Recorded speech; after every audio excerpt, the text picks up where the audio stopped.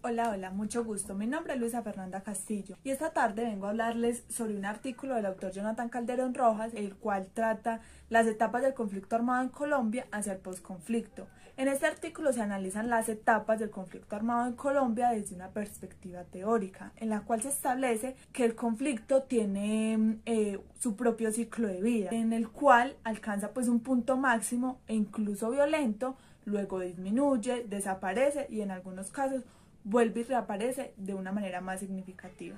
Es evidente reconocer que la historia política de Colombia se ha desarrollado una tensión permanente entre la guerra y la búsqueda de la paz. También este conflicto está caracterizado por ser uno de los más largos que se ha presentado en el mundo, puesto que ha dejado miles de víctimas a su paso. Pero no obstante, se reconoce que Colombia ha transitado en la búsqueda de la paz en varios escenarios y momentos históricos. Y uno de los que encontramos más recientemente fue en el periodo de mandato del presidente Juan Manuel Santos, en el cual se entra en proceso de paz con las FARC y el gobierno colombiano. Este artículo se desarrolla en 4 fases. La primera está desarrollada por un marco teórico conceptual de este estudio, en el cual se definen 4 conceptos básicos. El primero es conflicto armado, el segundo justicia transicional, el tercero posconflicto y el cuarto la violencia. En la segunda fase de este artículo se analiza la etapa inicial del conflicto armado, que pone énfasis como en su análisis o diagnóstico y cuya referencia es la intensidad del conflicto armado. En una tercera sección se estudia la etapa intermedia del conflicto, caracterizada pues por los acuerdos o los diálogos de paz que se dan en La Habana. Y la cuarta sección, que es la etapa final del conflicto armado, y es conocida como posconflicto y caracterizada por su complejidad en cuanto a los retos que debe superar, como la adopción de un marco apropiado de justicia transicional con el cual se busca evitar la impunidad y lograr integrar los derechos de verdad, justicia, reparación y garantía de no repetición de las víctimas. Adicional a ello, el reto que implica diseñar medidas que apunten a la transformación del conflicto para alcanzar la reconciliación nacional. Esta etapa final materializa efectivamente la paz. Será la más larga y la que tendrá los mayores retos, desafíos y obstáculos para transformar el conflicto armado colombiano y evitar que éste vuelva a reaparecer con la misma intensidad o mucho peor, como lo dije anteriormente. Al adentrarnos en la primera fase del artículo, que converge pues el marco conceptual de definiciones, en este se hace referencia al concepto de conflicto armado colombiano como aquel que ha desencadenado una violencia directa con graves violaciones de los derechos humanos y de los postulados de los derechos del derecho internacional humanitario. Para Wallenstein y Sollenberg, el conflicto armado es aquel que ha desencadenado, como lo dije anteriormente, una violencia directa y que fundamentalmente se debe a la divergencia pues entre los actores o entre los intereses, en lo referente pues al gobierno y al territorio donde hay un uso de la fuerza armada entre las dos partes, los dos actores, y de la que al menos una está pues en el gobierno del estado y que ha producido más de 25 muertos.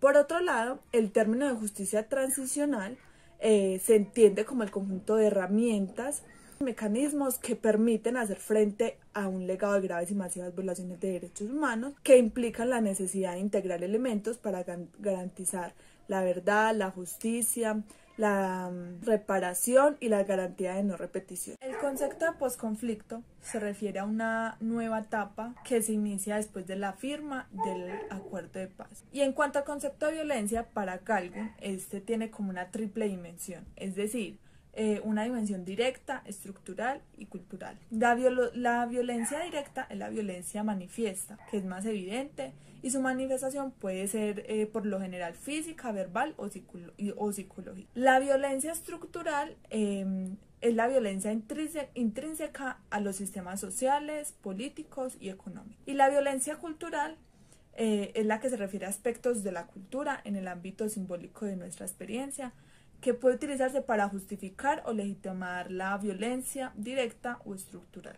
Para una segunda fase del texto se abarca la etapa inicial del conflicto armado en Colombia, y esta comprende el surgimiento de nuevas organizaciones armadas en el territorio colombiano las cuales desafían el poder pues del Estado colombiano con el fin de abrir camino a una política violenta.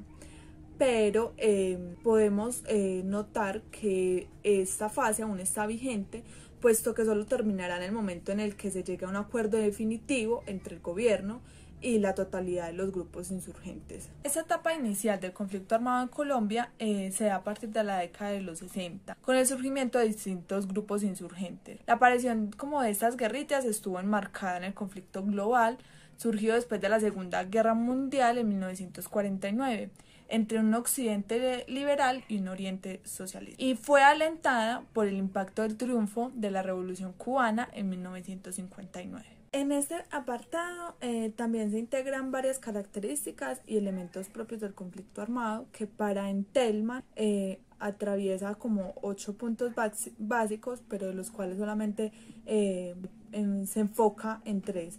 El primero, el 3 y el 7. Entonces el primero habla como de los actores directos e indirectos que intervinieron en el conflicto armado. El tercero habla de la dimensión del conflicto. Y el séptimo observa la intensidad y la escalada del conflicto armado en Colombia. En cuanto al punto número 1, que da cuenta pues de los actores que han intervenido en el conflicto armado desde la década de los 60, se puede identificar 2 tipos de actores, los cuales establecen distintas relaciones o conexiones. Entre las relaciones evidentes se pueden observar claramente 2 conexiones. En primer lugar, las relaciones entre el gobierno y la guerrilla. Y en segundo lugar, se evidencian las relaciones entre el narcotráfico con los grupos guerrilleros y paramilitares. El punto 3, que habla pues de la dimensión del conflicto, da cuenta del número de personas, de espacios y territorios afectados y también de una proyección temporal del conflicto. Como dato general, el hecho que ha provocado pues más víctimas ha sido el desplazamiento forzado con un 85%. Y como principales territorios se encuentra Antioquia, seguido de Bolívar y seguido de Magdalena.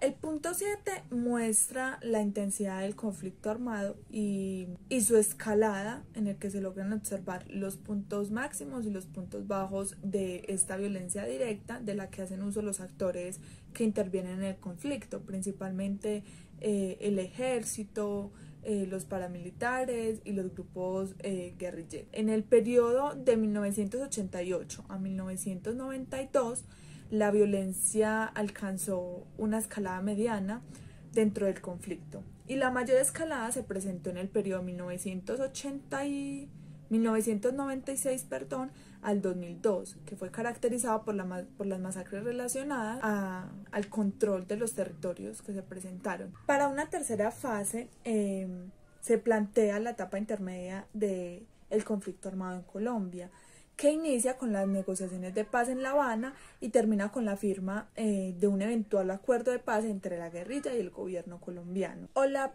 establece que el acuerdo de paz se materializó con los acuerdos en común que llegaron pues las partes y a las que él llamó retóricas justificatorias, entre las que se encuentran el proceso de paz como oportunidad histórica, como riesgo, como responsabilidad, como consenso institucional, como consenso social, entre otras. Finalmente, encontramos en la cuarta fase del artículo la etapa final, que pasa del conflicto al posconflicto. Aquí se analiza a partir de 2 consideraciones. En primer lugar, el reto que impone la construcción de un modelo de justicia transicional apropiada pues para Colombia. Y en segundo lugar, el reto que existe para lograr la transformación del conflicto y la reconciliación nacional. Para que esta etapa final sea exitosa, es necesario pensar en un modelo adecuado de justicia transicional para el país. El tipo y el modelo más apropiado de justicia transicional para Colombia se toma a base de los estudios de UPRIMI 2006, que coincide que para construir cualquier tipo de justicia transicional se debe de flexibilizar, aunque no anular, ciertos requerimientos de justicia en pro de la consecución de la paz, sin caer en excesos que conlleven pues a la impunidad. Según UPRIMI, todos estos procesos implican una forma de perdón. Colombia ha sido el único país que ha aplicado medidas de justicia transicional sin estar en transición. Entre las medidas que se han aplicado hasta el momento se encuentra la Ley de Víctimas y Restitución de Tierra, la Ley de Justicia y Paz y la aprobación del Marco Jurídico de la Paz. Iniciativas utilizadas con el fin de aligerar el conflicto armado y luchar en contra de la impunidad. Con esto es importante reconocer que las víctimas en Colombia tienen el derecho inalienable de recordar y saber qué fue lo que sucedió. Para ello, toda propuesta que se desarrolle debe cumplir como mínimo la creación de la Comisión de la Verdad sobre las graves violaciones de los derechos humanos. En cuanto al principio de justicia, el Estado colombiano debe garantizar y tiene la obligación internacional de investigar, juzgar y condenar los responsables de graves violaciones de los derechos humanos y del derecho internacional humanitario. Y en cuanto al principio de reparación, restitución, rehabilitación y satisfacción, toda propuesta debe como mínimo incluir que las víctimas de desplazamiento forzado y despoje de tierras se le otorgue la restitución efectiva, material y jurídica de sus bienes y el retorno voluntario en condiciones de seguridad y dignidad a sus predios. También la desmilitarización de los territorios que han sido más afectados. Por último, las garantías de no repetición están encaminadas a impedir que el conflicto vuelva a retornar. Y esto debe incluir, según Botero y Restrepo, medidas encaminadas a disolver los grupos armados definitivamente, también medidas administrativas o de otra índole que deben adoptarse frente a agentes del Estado implicados en las violaciones y también reparaciones simbólicas. La última y más importante fase del posconflicto es la transformación del conflicto en paz. Y esto implica que después de firmado el acuerdo de paz se trabaje primero con el triángulo del conflicto, que logre la superación tanto de la violencia directa, estructural y cultural, y segundo, se trabaje sobre el triángulo de las 3 R's, la reconstrucción, la reconciliación y la resolución. Una vez alcanzada la paz y para evitar la reaparición del conflicto, es necesario de allí en adelante manejar el conflicto con creatividad. En ese sentido, la paz es la capacidad de manejar los conflictos con empatía, no violencia y creatividad. Para finalizar, es de tener en cuenta que el conflicto es inevitable en la interacción social y que surgen en todos los niveles y que establecer como una dimensión real del conflicto es una tarea muy difícil, puesto que por una parte la recolección y procesamiento de la información en el país inició tardíamente.